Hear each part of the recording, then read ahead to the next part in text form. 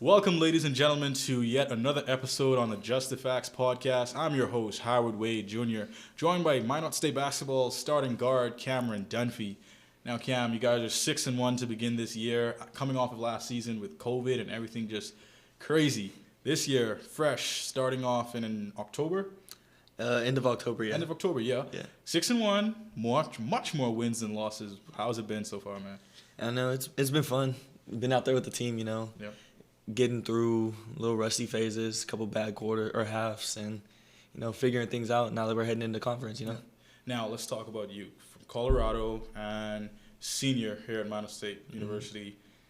How's it been being one of the older players, one of the leaders on this team, I suppose, and having much more younger guys under your wing?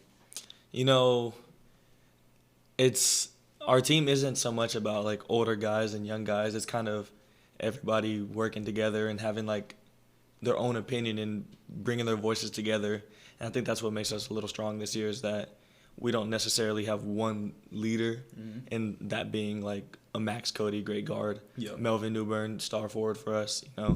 We can listen to like the younger guys who don't even necessarily play. Right. Everybody can have their own input, and it's really helpful for us. Yeah, and I think that's a beautiful thing about the game of basketball. Like once everyone does their work to study and to keep ahead before a game, watching film, making sure that everyone's accountable, defense, offense, I think it's all pretty good. Yeah. Now, you are arguably one of the team's top three-point shooters. You could say that. I can say that, right? You could. That's been a big part of your game basically your entire life. Yeah. Yeah? Yeah, shooter. Recognized as a shooter. Green bean machine, ladies and gentlemen. It's Cameron Dunphy. How many threes do you think you can hit in one game? What do you think? This year, the first game I went 7 for 8. All right. So we can shoot for maybe 9. 9. But 7 might be the cap. Who knows? Okay, Who knows? Okay. Do you think away games, like, is there a difference in the way you guys are playing so far with the home energy as opposed to if you're like at a court you've never been to or no? Me personally, I think I like playing on the road more. Like, Yeah. I love our crowd, home crowd, playing in front of like everybody and stuff. That's always fun. Yeah. But I don't know. It's the dog inside of me just going into the other team's Yeah, I court feel and that. beating them on their own court. It's a different kind of like good feeling. Yeah. I love winning on the road. I know it's a that tough thing feeling. to I do. know that feeling where you at home, everyone's cheering you on, fans are for you, but away, you got that dad in the crowd who's just chirping and chirping, Yeah. going back and forth. You make a bucket, you can look at him and let you know that one's for you. Like Yeah. it's just a different atmosphere. Yeah. I get that. Now, I'd say your toughest game, obviously the loss to Mary. Yeah, that Would was you a tough agree that one. that was a tough game? I couldn't disagree. That was a tough game. We won't dive into much into the game. Obviously, you guys let that lead slip away, but games like that, first loss in the conference, 6-1, games like that, I feel like are still good games because you Yeah. guys took away a lot of Mary's opportunities early on. Yeah, you let that lead slip by. Mhm. Still early in the year. I think Coach Merkin has a pretty good roster, but moving forward, what are your thoughts on as you guys get deeper into conference? I know this weekend you have Moorhead and Northern State. Are you based on practice? Are you feeling a lot more confident moving into? Or are you still a bit scared? You can be honest. I'm confident. It was a learning experience. Like, we had a bad half. We let them, like, basketball's a game of runs. They went on a run. We just couldn't string together enough stops to end their run and get enough buckets for us to like get the momentum back on our side. So going forward, I think that was a good learning experience because we now know that if you don't get stops, it's hard to win in college basketball. Yeah. So stops, defense wins games, Yeah, I couldn't agree anymore, and that's the perfect answer of a true winning Yes, player. sir. That's who's representing Minot State Yes, University, sir. ladies and gentlemen. Not worrying about a loss to Mary, as we all know they're a big rival of ours. Yeah, they got to win. Who cares? Cameron Dunphy and the Minot State men's basketball team is looking towards the future and making sure to put those losses behind them, learn from the film, pretty good, and get more wins for our school. Yes, sir. Now, moving away from Minot State men's basketball, let's talk basketball in general. Let's move to Division I. This past weekend, did you tune into any Division I basketball? I had to watch the highly anticipated Duke and Gonzaga. Yes. Chet and Paolo, two dogs battling. That was a great game. That's a good game. Who did you have going into the game? Who did you have winning? To be fair, I had Gonzaga winning by 20. By 20? Yeah. Banchero had 20 alone in the first half or something. So. Yeah, no, I definitely thought Chet and Timmy, they were going to come out, but, they battled foul trouble. Yeah. Can't make excuses. They lost. Duke Chet's did their put thing. On some weight, though. Oh.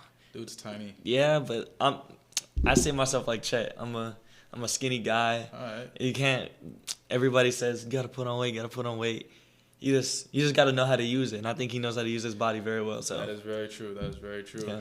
Now, that's D1. NBA. Have you tuned into any NBA basketball lately?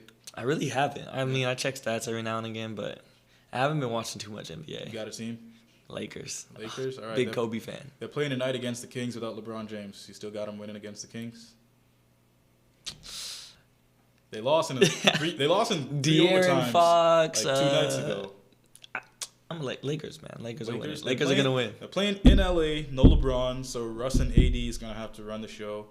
I'm a Bahamian, so I'm expecting Buddy Hield to pop off. That's who the Lakers should have drafted like 4 years ago. Oh man, he choked in the playoffs though. Did he not? He did, but right now you guys got a guy named Kent Bazemore on the roster. I'm almost sure you'd appreciate having Buddy Hield over Kent Bazemore. Oh man, Max Cody, he would have something to say about Kent Bazemore. Kent Bazemore, Bazemore. Kent Bazemore sucks. Kent Bazemore, if you ever hear this, you my friend, you suck. I would confidently don't listen to him. I'll lace him up, Bazemore, and I'll go 1-on-1 with you. You're in the NBA for a reason. You're like for that. What? To shoot 0 for like 30 in a string of like 10 games? Look. I heard a saying. Anybody in the NBA is closer to Michael Jordan than you are to the worst person in the NBA. Ladies and gentlemen, that's a fact. I got signed to D1 school when 3 years ago. 3 years ago, I got signed to D1 school. So I've already proven to myself and to that one coach that I could play there. Chances are, if I didn't get hurt, stuck with it, only God knows, might have made it to like the G League. I ain't saying I was like draft night product, but probably make it on a court for Bazemore 1-on-1. If he's in the league, I'm almost sure if we're playing a 5, I drop a bucket on Bazemore. You might get one. I get one. Maybe one. But you got to think like, he's like 6'5", 6'6", He got no defense either. He averages like 4 fouls a game. But that's in the NBA. That's in the NBA against elite shot creators. You know what his favorite move is? That's his favorite move. Shoulders, That's funny. Eyebrows to the referee, and then shakes his head to the bench. I'm not a Kent Bazemore fan. My coach calls that no palms up. No palms up? No palms up. Actually, it might not say basketball. I like the play of, what's that young guard? Gunville. Jackson Gunville. Mine not native. Mine not Kent. Yeah, I like Gunville's play. He's a real sharpshooter. He can shoot. Reliable. Yeah. Reliable. Who else am I liking so far? Ben Bowl. He really stepped into a big role this year. Yeah.